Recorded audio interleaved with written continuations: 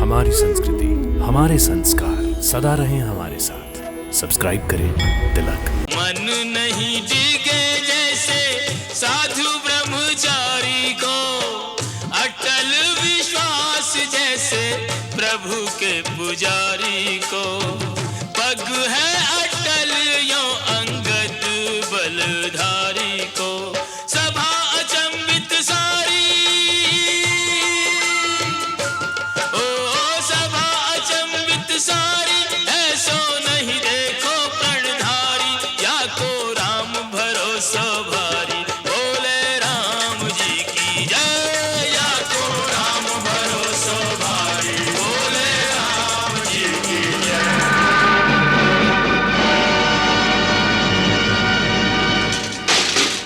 मूर्ख, चरण पकड़ने हैं तो जाकर श्री राम के चरण पकड़, जिनके चरणों में मुक्ति का द्वार है। मेरा पैर क्यों पकड़ता है? मेरी चुनौती आपके योद्धाओं को थी, आपको नहीं। आपको तो मैं फिर यही कहूंगा, श्री राम के चरण पकड़ लीजिए तो आपका कल्याण हो जाएगा। मैं कल सूर्योदय तक का समय देता हूं, उसके पश्चात लंका पर चढ़ाई कर दी जाएगी।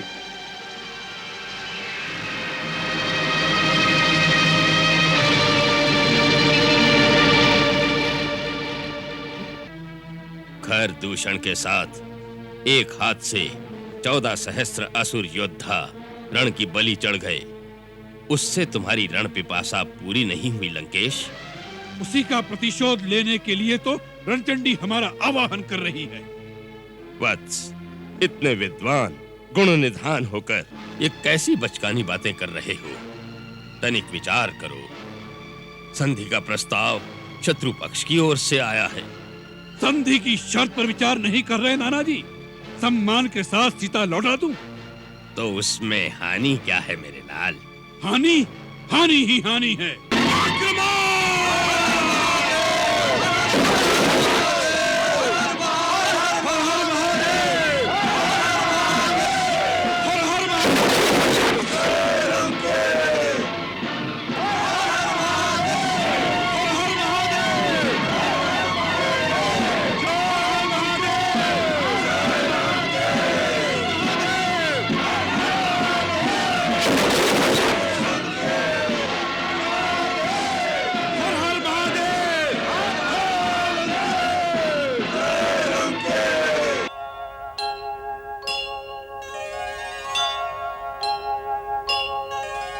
यदि यही बात है तो हमारे होते हुए तुम अपने आप को निस्सहाय मत समझो।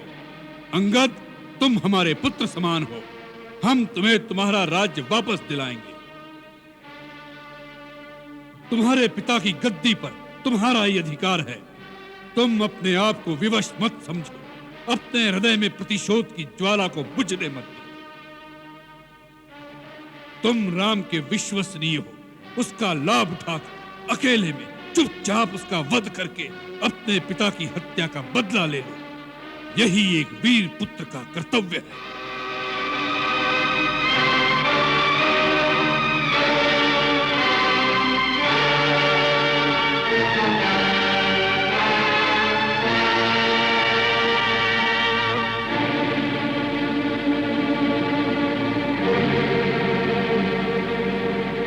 हे दशानन, आप बार बार वीरता का बखान कर रहे हैं, परंतु सच्ची वीरता के गुण नहीं जानते महाराज। प्रतिशोध वीरता की निशानी नहीं होता, और कायर कभी शत्रु को क्षमा करने का साहस नहीं कर सकता। यदि श्री राम प्रभु आपके अपराधों को भूलकर आपको अपनी शरण में आश्रय प्रदान कर दे, तो यह उनकी महानता है, उनकी उदारता है, उनकी परम वीरता है, कायरता नहीं। जिन्होंने अपने बाणों से आपकी नानी ताड़का, आपके मामा मारीच, आपके भाई खर दूषण जैसे योद्धाओं को आपकी विशाल सेना समेत अकेले ही मार दिया, उन्हें शक्तिहीन मत समझिए। वो तीनों लोगों के स्वामी हैं।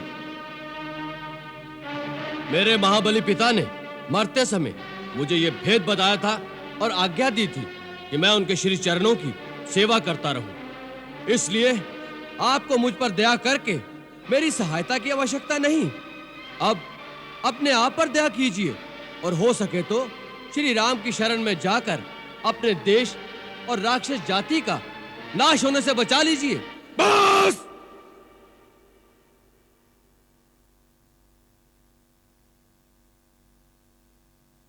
बहुत हो चुका ये प्रलाप। मतिमंद, तूने रावण की शक्तियों को नहीं पहचाना।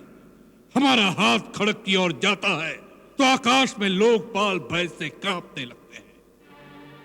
जिन भुजाओं ने स्वयं कैलाश को उठा लिया था, उन भुजाओं के फड़कने मात्र से देवता, गांधर्व और नक्षत्र भी भय से सांस रोक लेते हैं। तुम्हारी सेना में ऐसा एक योद्धा तो बताओ जिसके साथ युद्ध करने में रावण को आनंद मिले। आपने सत्य कहा, हमारी सेना में ऐसा कोई नहीं जो आपसे लड़ने में शोभा पाए। नीति कहती है कि प्रीति और बैर बराबर वालों से ही करना उचित है। आप जैसा पापी, कामी, स्त्री लोलुप जो छुपकर धोखे से पराई स्त्री को चुराता फिरे, ऐसे नीच के साथ युद्ध करके किसकी शोभा बढ़ेगी? सावधान अंगद!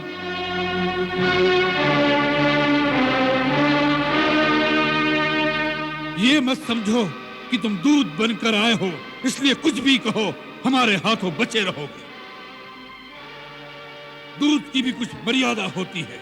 यदि रावण के सामने सीमा से आगे बढ़ा तो यही तेरा शेष प्रलाप होगा। अब आगे, यदि तुझे रावण की सहायता नहीं चाहिए तो उसके क्रोध से डरो। रावण रावण कितनी बार इस नाम को दोहराएंगे महाराज? मैं ये जानना चाहता हूँ कि जगत में कितने रावण हैं। मैंने कितने ही रावणों के नाम अपने कानों से सुन रखे हैं। महाराज, इनमें से आप कौन से रावण हैं? एक रावण तो मैंने सुना है कि वो राजा बाली को जीतने पाताल में गया था। वहां बच्चों ने उसे घुड़साल में बांधकर बहुत पीटा था। तब बाली ने ही उसे दया करके छुड़वा दिया। और एक रावण के विषय में मैंने सुना है कि सहस्त्रबाहु ने एक जंतु की भांति कीड़ा समझकर पकड़ लिया था। तब पुलस्त मुनि ने उसे छुड़वा लिया था। एक और रावण की बात कहने में संकोच लगता है, क्योंकि कहते हैं मेरे पिताश्री उसे अपनी काख में दबाकर अपनी पूजा करते रहे।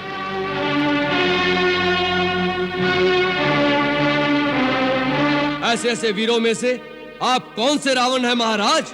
मूर्ख! हम वही बलवान रावण हैं जिनकी भुजाओं की लीला कैलाश पर्वत जानता है।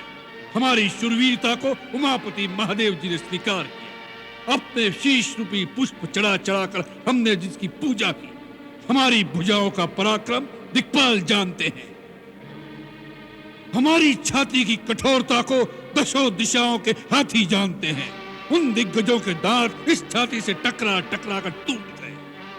हम वही जग प्रसिद्ध प्रतापी रावण हैं जिसके चलने से पृथ्वी इस प्रकार डोलती है जैसे नाव में कोई हाथी सवार हो जाए। उस रावण के सामने तू उस मनुष्य राम की बात करता है। शठ! वानरों की सहायता से उसने समुद्र पर सेतु बांध लिया। यही उसकी प्रभुता है। समुद्र को तो पक्षी भी लांग लेते हैं, उससे वे सभी शूरवीर नहीं हो जाते। यदि तेरा स्वामी ऐसा ही योद्धा है तो दूत किस लिए भेजता है? शत्रु से संधि करते उसे लाज नहीं आती? महाराज, लज्जा तो केवल आपका ही गुण है।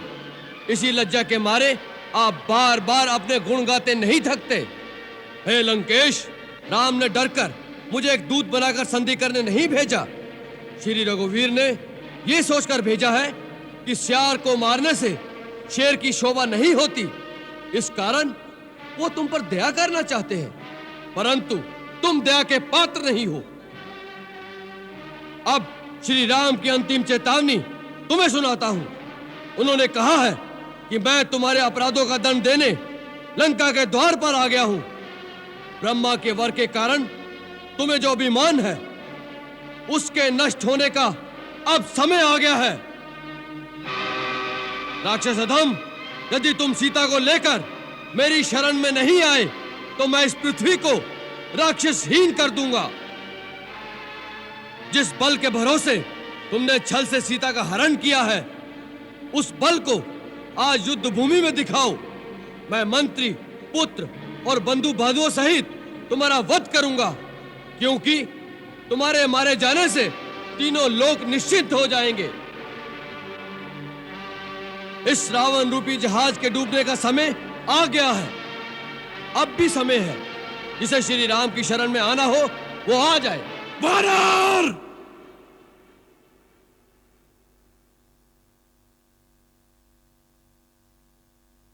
अब इसने अपने जीने का अधिकार खो दिया है। इसी सभा में इसका सिर काटकर इसे रावण की शक्ति का आभास करा दो। आज्ञा का पालन हो।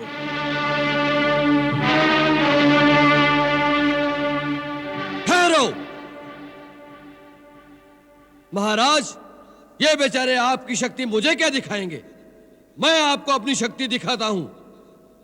जय श्री राम, जय श्री राम।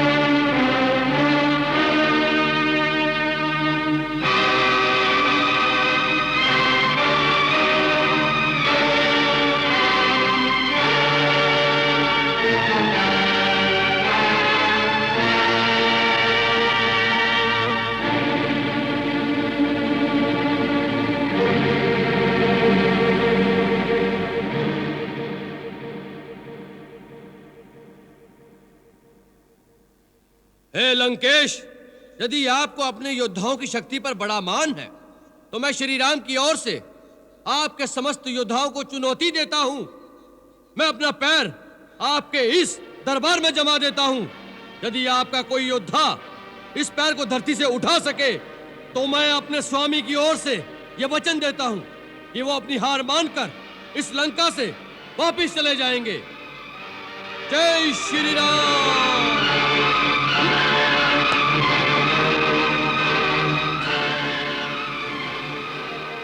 समुझ प्रताप राम कपि कोपा, सभा माझ पन करि पद रोपा। जो मम चरण सकसि सठ टारी, फिरहि राम सीता मैं हारी।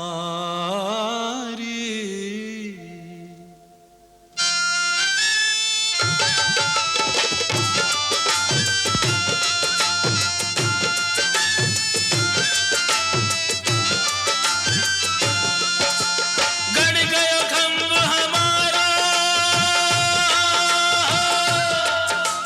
गड़ गयो खंभ हमारा। हिम्मत हो तो याहे उखारो, अंगद बीच सभा में ठारो। बोले राम जी की जय, अंगद बीच सभा में ठारो। बोले राम जी की जय। पैर पकड़कर इस बंदर को धरती में पछाड़ दो।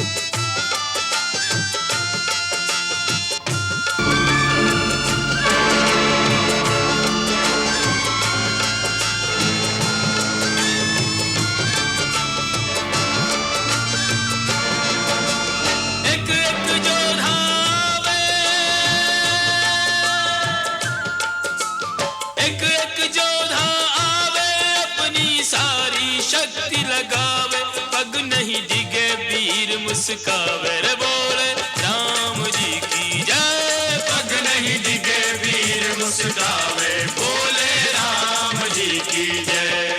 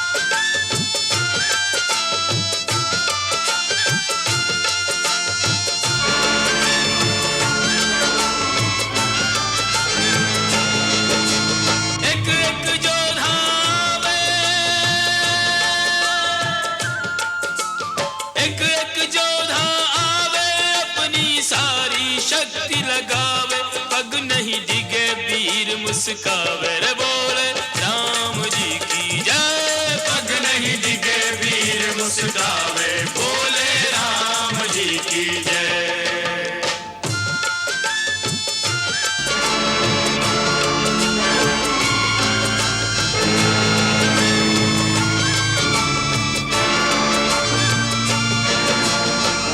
इंद्रजीत आदिक बलवाना, हर्ष उठे जही तेही भटनाना।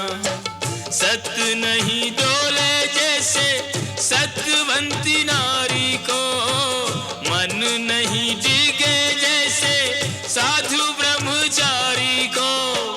अटल विश्वास जैसे प्रभु के पुजारी को, पग है अटल यो अंगद बलधारी को। सभा अचंबित सारी, ओ सभा अचंबित सारी, ऐसो नहीं देखो प्रणधारी, या को राम भरोसा भारी, बोले राम जी की जय। या को राम भरोसा भारी, बोले राम जी की जय। बोले राम जी की जय, बोले राम जी की जय, बोले राम जी की जय।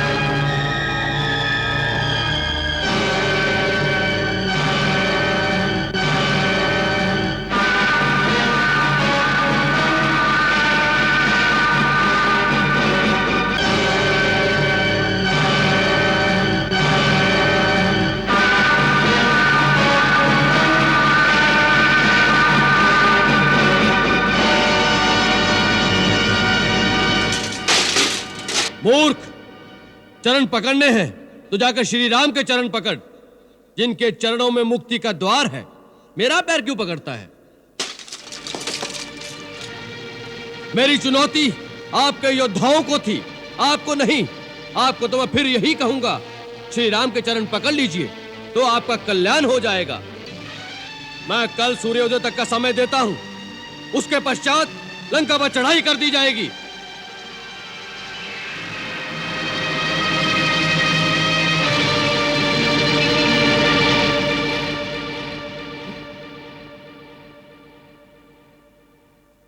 भैया, ये किसका मुकुट है?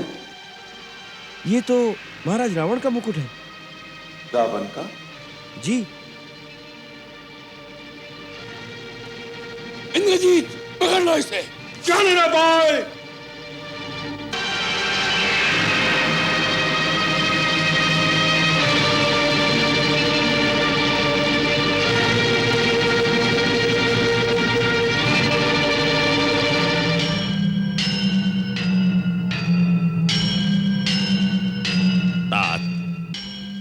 यद्यपि अंगद के शांति प्रस्ताव को तुमने ठुकरा दिया है, फिर भी बात अभी तक तुम्हारे हाथ में है। एक रात में तुम होनी को बदल सकते हो, विप्लव का मुख मोड़ सकते हो। विप्लव? कैसा विप्लव? कहां मच गया विप्लव? जिस रक्तपात की तुम तैयारी कर रहे हो वो विप्लव नहीं तो और क्या है? यह तो वीरों की रण क्रीड़ा है नाना जी। एक युग से असुरों के घर में पड़े अस्त्र शस्त्र जंग खा रहे थे, इसी बहाने उन पर धार रखकर पैने करने का अवसर आ गया है। खर दूषण के साथ एक हाथ से 14 सहस्त्र असुर योद्धा रण की बलि चढ़ गए, उससे तुम्हारी रण पिपासा पूरी नहीं हुई लंकेश। उसी का प्रतिशोध लेने के लिए तो रणचंडी हमारा आवाहन कर रही है। वत्स, इतने विद्वान गुण निधान होकर ये कैसी बचकानी बातें कर रहे हो? तनिक विचार करो। संधि का प्रस्ताव शत्रु पक्ष की ओर से आया है। संधि की शर्त पर विचार नहीं कर रहे नाना जी। सम्मान के साथ सीता लौटा दूं तो उसमें हानि क्या है मेरे लाल? हानि? हानि ही हानि है। आकाश में फहराते रावण के झंडे धज्जियां बनकर धूल में मिल जाएंगे। दसों दिशाएं हमारे नाम पर थूकेंगी। दसों दिशाओं के विजेता ने थूक कर चाट लिया। बड़ी अकड़ के साथ सिंह बनकर सीता को उठा लाया था और सियार के समान भयभीत होकर उसे वापस लौटा दिया। इस प्रस्ताव को मानना ही हमारी पराजय है नाना जी। पुत्र, तुम इस सच्चाई से मुंह मोड़कर बैठे हो कि सारा लोकमत राम के साथ है। देवता, नाग, गंधर्व, ऋषि मुनि, यहाँ तक कि जिन ब्रह्मा और शिव शंकर के वरदान पर अभिमान कर रहे हो, वो भी तुम्हारे कार्य को अधर्म मानकर राम की विजय की ही कामना कर रहे हैं। तुम दिग्विजयी हो, परंतु दिगंत में तुम्हारा हित चाहने वाला कोई नहीं है लंकेश। वत्स, भगवान ब्रह्मा ने देव और दानव ये दो ही पक्ष बनाए हैं। देवताओं का बल है धर्म और दानवों का पक्ष अधर्म, परंतु अंत में विजय धर्म की ही होती है। आपने दिग्विजय के लिए सब लोगों में धर्म का नाश किया है और अधर्म को बढ़ाया है। अब वही अधर्म सर्प बनकर हमें डसना चाहता है। उधर ऋषियों और देवताओं का धर्म उनके पक्ष की वृद्धि कर रहा है। यदि यह युद्ध हुआ तो विजय उनकी ही होगी। उन तुच्छ वानर और मानवों की विजय होगी। नाना जी, आपको यह मतिभ्रम कैसे हो गया? जिन्हें तुच्छ वानर समझ रहे हो, उनमें कितने देवताओं के गुप्त अंश हैं, यह आप नहीं जानते। उनकी सेना में श्वेत और ज्योतिर्मुख भगवान सूर्य के पुत्र हैं। हेमकूट वरुण का, नल विश्वकर्मा का और महापराक्रमी दुर्धर वसु का पुत्र है। नील अग्नि का पुत्र है।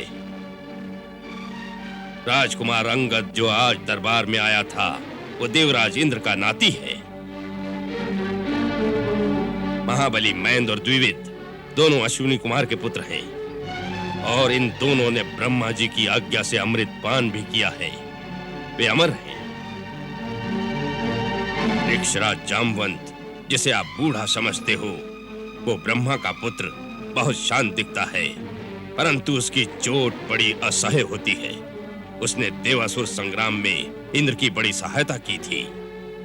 अमृत मंथन के समय भी वो उपस्थित था। लंकेश, इनमें से हर एक अकेला ही लंका का विनाश कर सकता है। महाराज, प्रातः युद्ध आरंभ होने से पहले ये अंतिम अवसर है। इसीलिए मैं बार बार आपको यही समझा रहा हूं कि इस युद्ध में राक्षस जाति का विनाश हो जाएगा। मुझे सारे अपशकुन राक्षसों की पराजय के दिखाई दे रहे हैं। अपशकुन? कैसे अपशकुन दिखाई दे रहे हैं? नगर के चारों ओर सियार और गिद्ध भयानक शब्द कर रहे हैं। दिशाएं धूल से मलिन हो गई हैं। यज्ञ, बलि का हविष्य कुत्ते खा जाते हैं। घरों में पाले हुए पक्षी और मृगादि सूर्य की ओर मुंह करके रोने लग जाते हैं। लंकेश, वही राजा चिरकाल तक शासन कर सकता है जो अवसर और समय को देखकर शकुन अपशकुन का विचार करके शत्रु से संधि कर ले। वीरता पर बुद्धि का अंकुश आवश्यक है, इसलिए कभी युद्ध न करना अधिक बुद्धिमानी होता है। राजन, इससे अच्छा अवसर फिर नहीं आएगा। संधि का प्रस्ताव वैरी पक्ष से आया है। इस समय आपका मस्तक ऊंचा है। आपको इसका दूसरा रूप दिखाई नहीं दे रहा नाना जी? हमारी शक्ति से भयभीत होकर शत्रु ने संधि के लिए हाथ बढ़ाया है। यही हमारी विजय का प्रथम लक्षण है। जाइए, निश्चिंत होकर अपने घर में विश्राम कीजिए। राजनीति और रणनीति में सर खपाने की अब आपकी आयु नहीं रही।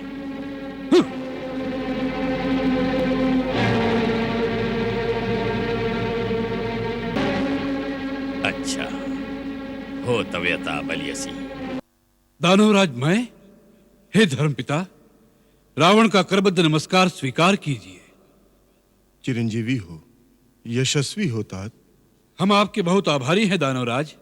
हम तो क्या, लंका का बच्चा बच्चा आपके चमत्कार को नमस्कार करता है। एक जंगली उद्दंड वानर ने संसार की सर्वोत्तम लंका को उजाड़ दिया। आपने लंका को पूर्ववत सुसज्जित कर दिया, मानो आग की लपटों में तपकर सोने की लंका और चमक उठी हो। लंका की ये चमक युग युग तक अमिट बनी रहे, इसी चिंता से आतुर होकर मैं आपके द्वार पर आया हूं राक्षस राज। लंका का राजा आपका उपकार मानता है दानवराज। आप उससे जो चाहे मांग सकते हैं।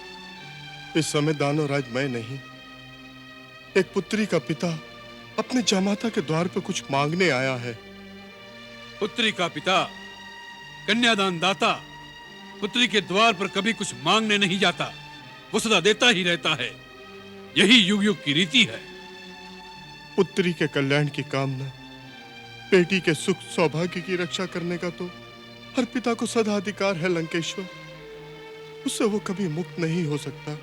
लंकेश्वर की महारानी की चिंता से आप उसी दिन मुक्त हो गए थे जिस दिन से हमारी भार्या के रूप में उसका भाग्य आपने हमारे साथ बांध दिया था।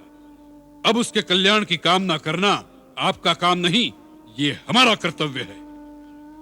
हे परम प्रतापी लंकेश, लंकानाथ, ये मेरी पुत्री मंदोदरी के कल्याण का प्रश्न नहीं, महर्षि पुलस्त्य की आने वाली पीढ़ियों, विश्रवा के वंशजों की सुरक्षा का प्रश्न है।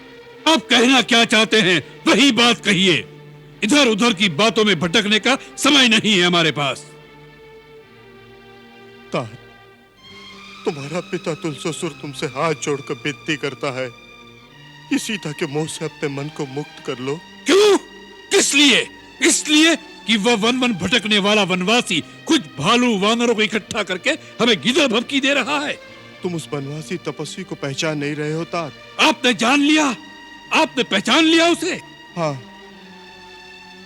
मेरे अंतर चक्षु कहते हैं कि वो कोई और नहीं, साक्षात सर्वशक्तिमान त्रिलोकीनाथ है।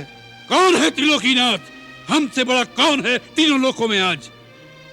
तात, तुम तो त्रिलोक विजेता हो, वो तो त्रिलोक रचयिता है, साक्षात विष्णु का अवतार है।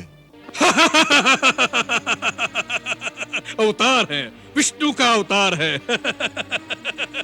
दानवेश्वर, लगता है आप हमारी मान्यता को मिटाने की ठान कर आए हैं। जिस अखिलेश्वर का अवतार मान आप हमें उसके सन्मुख झुकाने आए हैं, स्वयं उस साक्षात वैकुंठेश्वर विष्णु के सामने भी हम नहीं झुके। उसके सुदर्शन चक्र का प्रहार हमें तिल भर भी झुका नहीं सका, तो उसका अवतार हमारे लिए किस गिनती में है? ये न भूलिएगा दानवराज कि लंकेश दशानन का शीश कट सकता है, झुक नहीं सकता, और दशानन का शीश झुकाने वाला पृथ्वी पर अभी पैदा नहीं हुआ। बेटे, मेरे लाल, तप करने जाने से पूर्व कहे हुए तुम्हारे पूज्य पिता के वचन मेरे कानों में गूंज रहे हैं। क्या वो सत्य हो जाएंगे? बड़ों की बात में कुछ तत्व होता है, कुछ तथ्य होता है। अपने नाना जी की बात न मानकर तुमने अच्छा नहीं किया। माता, रावण अब दूध पीता अबोध शिशु नहीं, बड़ों की उंगली के सहारे चलने वाला नन्ना नादान नहीं, पाठशाला में बैठ गुरु के पास पाठ पढ़ने वाला विद्यार्थी नहीं। अपना भला बुरा भली भांति समझता है आपका पुत्र माता? यही तेरा अहंकार है मेरे बेटे। माता, आपने हमें जन्म अवश्य दिया है, परंतु हमारे जीवन के निर्माता हम स्वयं हैं। स्वयं भू है रावण, एको हम द्वितीयो नास्ति, न भूतो न भविष्यति। हम हमारा भूत भविष्य वर्तमान स्वयं बनाएंगे। आपको हमारी चिंता करने की कोई आवश्यकता नहीं माता।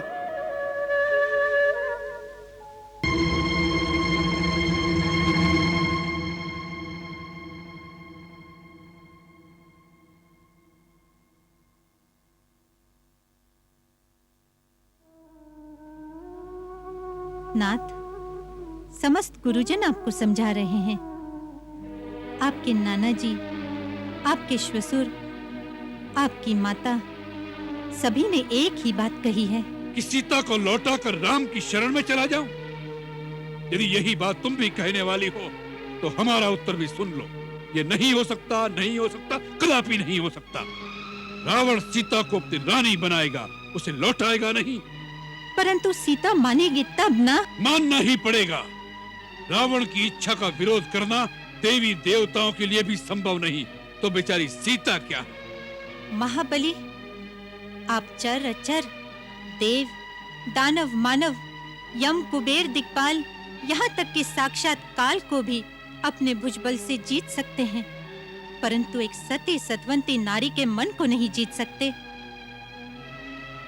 स्त्री का हृदय तो दया, ममता और स्नेह का अगाध सागर है। स्त्री प्रेम में पंखुड़ी के समान कोमल है, परंतु अपने सत्य धर्म के पालन में वो हिमालय से भी अधिक अविचल है।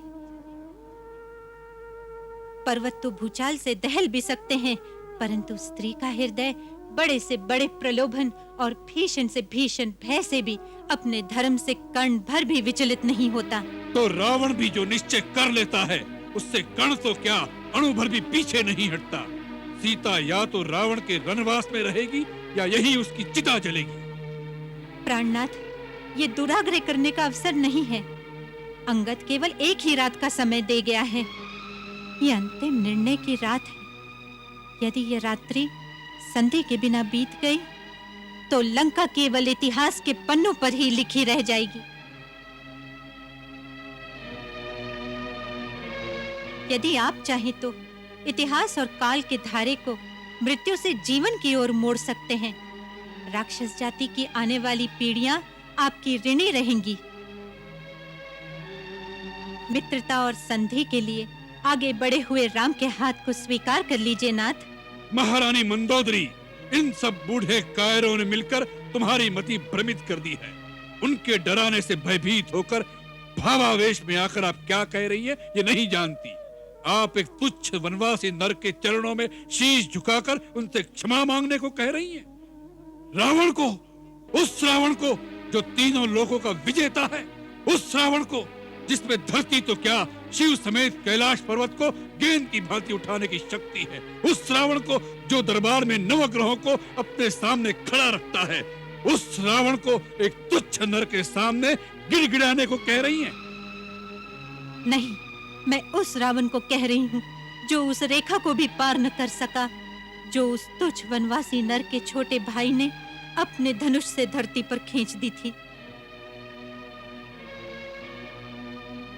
हाँ, मैं उसी रावण से कह रही हूँ कि इतना अहंकार अच्छा नहीं होता। मंदोदरी! हाँ स्वामी, यदि इस समय मैं आपकी आंखों पर बंधी हुई अहंकार की पट्टी खोलकर आपको वास्तविक सत्य के दर्शन न करा दूं, तो मैं अपने कर्तव्य पालन से वंचित रह जाऊंगी। क्योंकि हर पत्नी का ये धर्म है कि कुमार्ग पर भटके हुए पति को सत्य की राह पर ले आए, जैसे कि हर अच्छे मित्र का कर्तव्य है कि वो अपने मित्र से गाली सुनकर भी उसे कुमार्ग से बचा कर ले जाए। ऐसा ही पत्नी का भी धर्म है। पत्नी से बड़ा मित्र और कोई नहीं होता नाथ। हम मित्र समझकर ही तुम्हारे पास आए थे कि हमारे थके हुए मन को थोड़ी शांति मिल जाए, परंतु तुम भी हमें प्रवचन सुनाने लगी। मैं विवश हूँ स्वामी।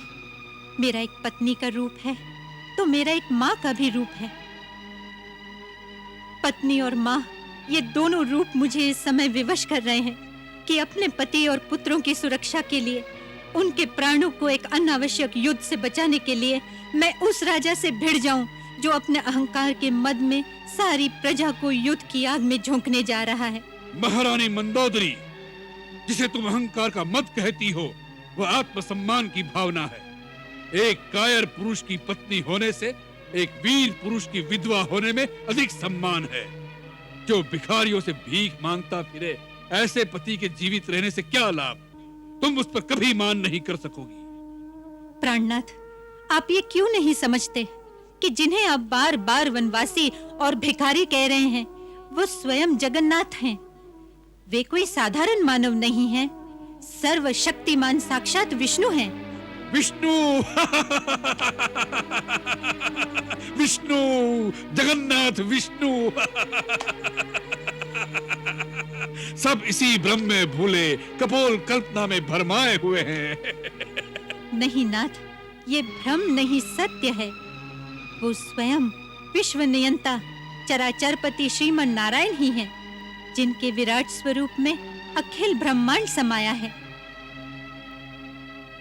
ब्रह्मलोक जिनका शीश, पाताल जिनके चरण, सूर्य चंद्र जिनके नेत्र, मेघमंडल जिनके काले केश हैं, भयंकर काल जिनके भ्रकुटी संचालन से गतिमान होता है, वेद जिनकी वाणी, शिव जिनका अहंकार, ब्रह्मा जिनकी बुद्धि है, उत्पत्ति, पालन तथा प्रलय जिनकी चेष्टा है, उन्हीं चराचरपति ने राम नाम धारण करके नर रूप लिया है।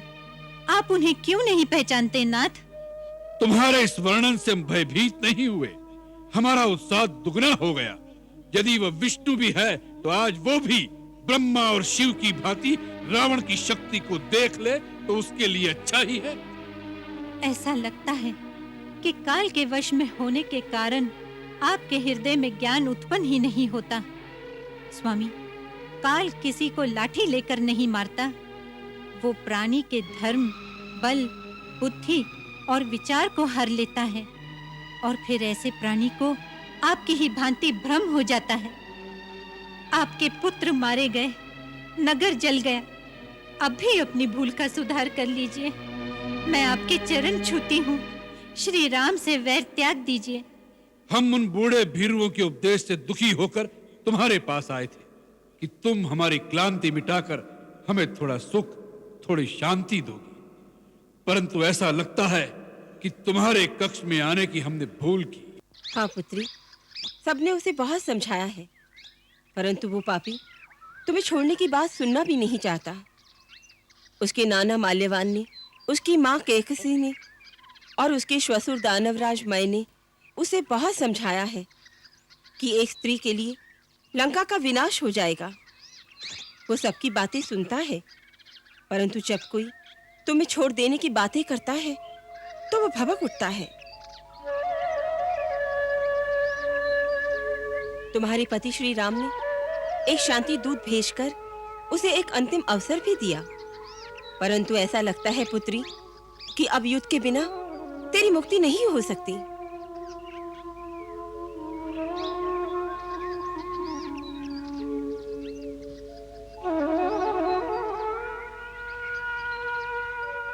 मुझे विश्वास है कि आज रात रावण के हितैषी उसे समझाने की अवश्य चेष्टा करेंगे।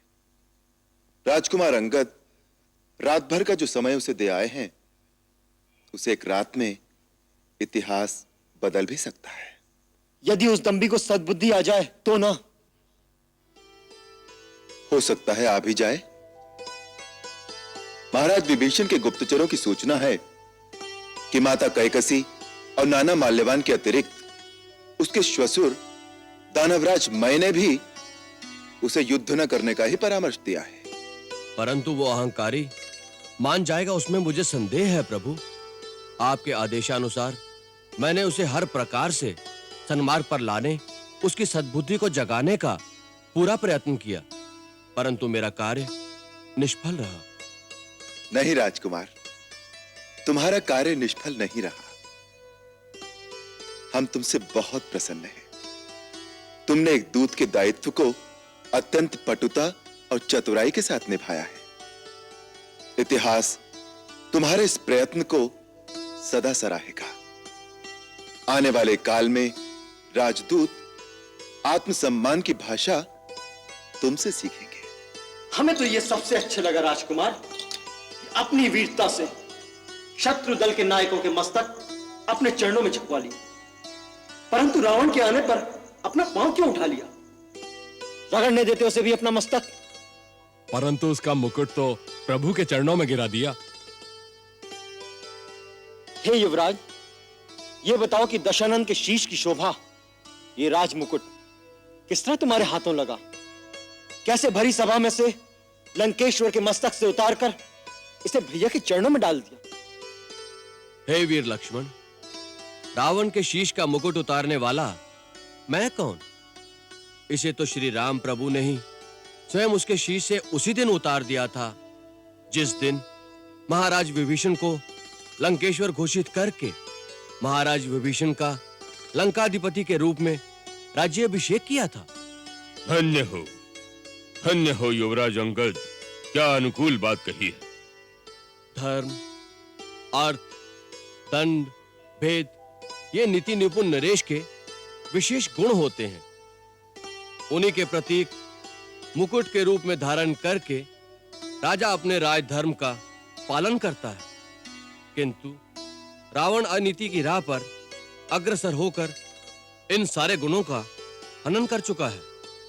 इसलिए हे कौशल नरेश, रावण के वो सारे गुण आपके चरणों में आ गए हैं जिनके धारण करने का अधिकार आप विभीषण जी को प्रदान कर चुके हैं। अंगद सत्य कह रहा है प्रभु। अब रावण का शीश केवल आपके तीखे बाणों का लक्ष्य बनने का अधिकारी रह गया है। हे दीनानाथ, जो अभागा आपकी दया को अपने ही अहंकार से ठुकरा दे, उसके नाश को अब कौन रोक सकता है? फिर भी जाने किस संभावनावश मन में यह अपेक्षा थी कि रावण हमारा शांति प्रस्ताव मान लेता।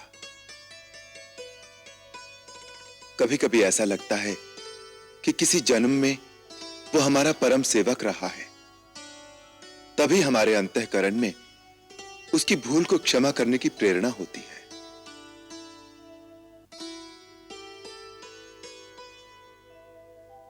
महाराज विभीषण, अपने गुप्तचरों से पूछिए कि क्या दूत को नया संदेशा लाए हैं। रावण ने क्या निश्चय किया है? रघुकुल शिरोमणि प्रभु राम की जय हो। क्या संदेश लाए हो? प्रभु, महाराज रावण ने सब परामर्श ठुकरा दिए हैं और अब वो सोने के लिए अपने शयन कक्ष में चले गए। इसका अर्थ युद्ध। युद्ध? भगवान, समस्त देवता इसी दिन की प्रतीक्षा में थे जब आप अधर्म का नाश करके उनके त्रास को मिटाएंगे। आपकी जय हो प्रभु, आपकी जय हो। अंततः युद्ध का समय आ ही गया। प्रभु, आपकी जय हो, जय हो प्रभु। अब वो शुभ घड़ी आ गई है जिसके लिए भगवान ने धरती पर अवतार धारण किया है। आप सबों का दुख मिटाने के लिए भगवान युद्ध करने जा रहे हैं। आप सब अपनी अपनी शक्ति के अनुसार उनकी सहायता करें।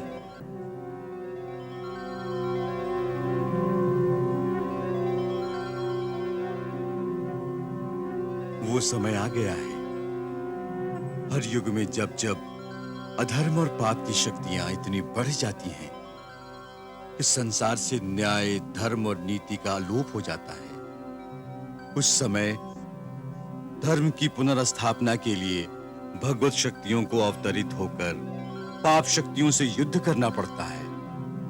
आज वही ऐतिहासिक क्षण आ गया है। इस समय संसार की समस्त आध्यात्मिक शक्तियों को अपना अपना योगदान देने के लिए धर्म की सेना का साथ देना चाहिए। अतः आज से हम मानसिक दृष्टि से युद्ध भूमि का निरीक्षण करते रहेंगे। हमारा एकांत भंग न किया जाए।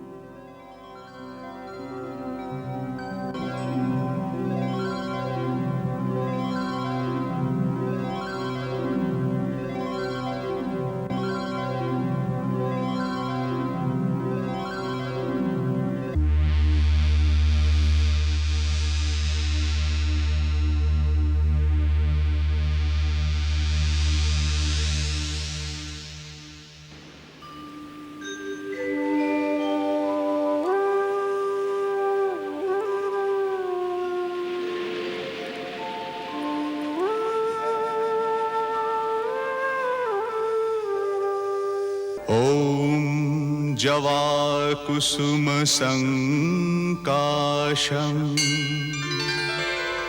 कास्यपेयं महाद्वितीम्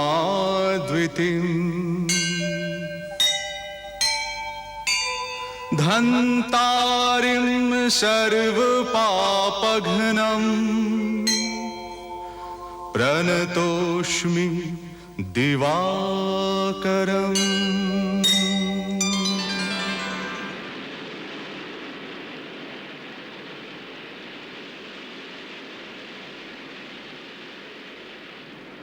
हे भगवान भास्कर, मुझे आशीर्वाद दीजिए कि रणभूमि में आपका ये राम आपके सूर्यवंश की मन करता हुआ विजयी हो। उसका जीना या मरना दोनों रघुकुल के गौरव की वृद्धि का कारण।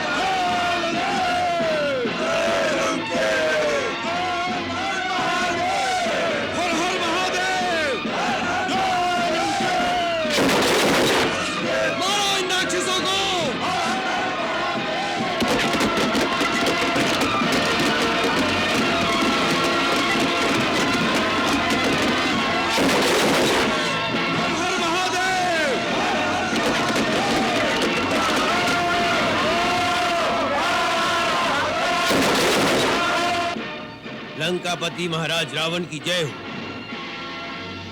लंकेश्वर की जय हो।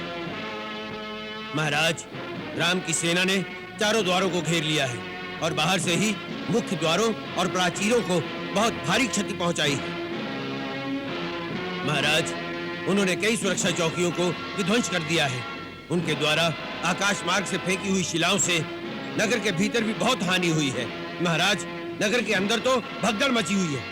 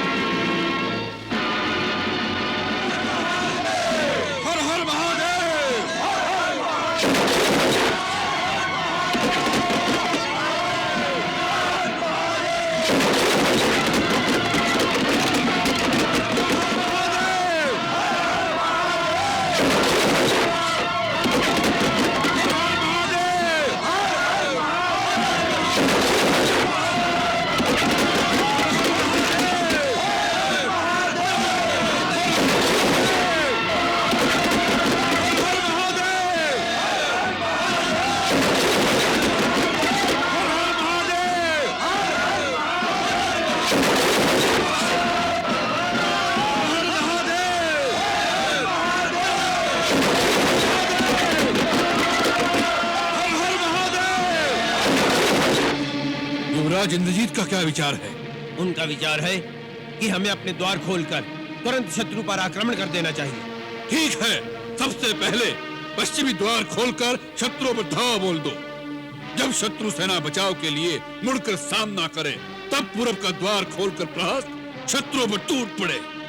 महाराज, युवराज इंद्रजीत की भी यही योजना है। जाओ, अचानक धावा बोल दो।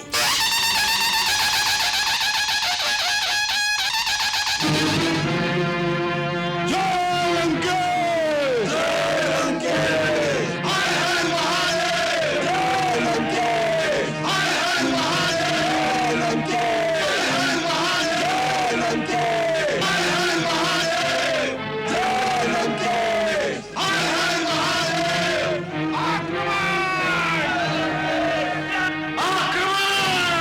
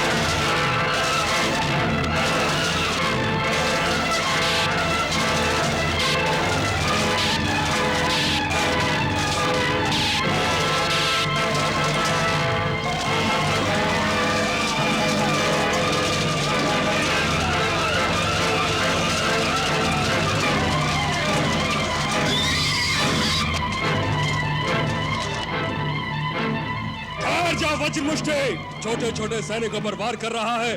निर्लज, उसके सामने आ, जिसकी गदा के एक वार से वज्र भी चूर चूर होकर धूल हो जाता है। स्वयं महाराज सुग्रीव, अच्छा हुआ आप आए। पहले दिन ही एक बड़ा मोती हाथ लगा। सुग्रीव, वज्रमुष्टि के प्रहार से यह मस्तक कंधे पर नहीं रहेगा। दुष्ट, नीचे उतर। सुग्रीव ग्रीवाहीन हो जाएगा। बढ़ बढ़ कर बातें मत कर, युद्ध कर, युद्ध। वज्रमुष्टि के मुष्टि प्रहार को इंद्र का वज्र भी सहन नहीं कर सका। संभाल सुग्रीव की गदा का प्रहार।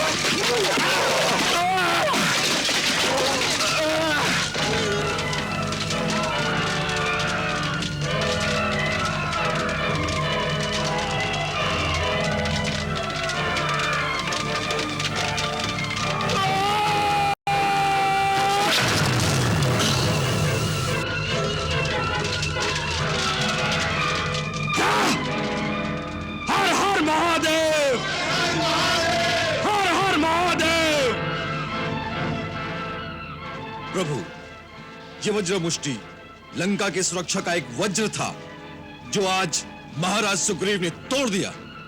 एक वज्र तो क्या, बड़े बड़े शिखर ढह जाएंगे लंका के। लक्ष्मण, ये तो एक छोटा सा तारा टूटा है। अभी तो बड़े बड़े धूमकेतु भरे पड़े हैं लंका के आकाश में। भैया, समय आने दीजिए। आपके श्री चरणों के प्रताप से लंका के आकाश में केवल रघुवंश का सूर्य ही चमकता रह जाएगा और ये सारे धूमकेतु उसके प्रकाश में विलीन हो जाएंगे।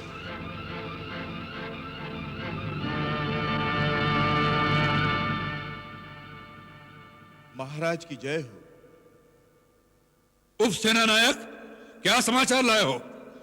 सेनानायक वज्रमुष्टि बड़ी वीरता के साथ शत्रु सेना का संहार करते हुए वीर गति को प्राप्त हुए महाराज। क्या? वज्रमुष्टि?